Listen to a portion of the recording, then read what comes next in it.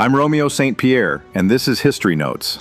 On this day in 1949, one of the first major showdowns of the Cold War finally came to an end. After nearly 11 tense months, the Soviet Union lifted the Berlin blockade and reopened land routes into West Berlin. Now, to understand why this mattered, you have to picture post-World War II Germany. The country had been divided into zones controlled by the United States, Britain, France, and the Soviet Union. Even the city of Berlin, sitting deep inside Soviet-controlled East Germany, was split into sections.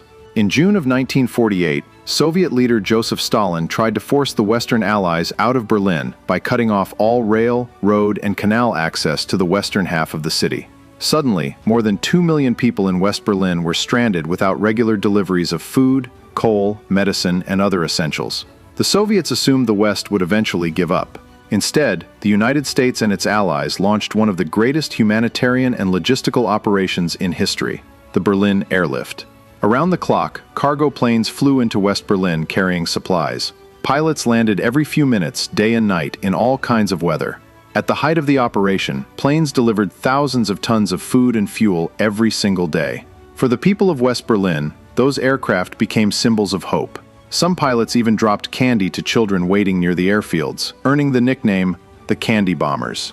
By May 12, 1949, the Soviet Union realized the blockade had failed. The Western Allies had not backed down, and West Berlin had survived. So the Soviets reopened the roads, railways, and canals into the city, officially ending the blockade. But while the crisis was over, the larger conflict was just beginning. The Berlin blockade cemented the divide between East and West, and became one of the defining opening chapters of the Cold War, a global standoff that would last for decades. And for many historians, the message from Berlin was clear. Sometimes cargo planes carrying flour and coal can become just as powerful as tanks and bombs. I'm Romeo St. Pierre, thanks for listening, and be sure to hit the like and subscribe button.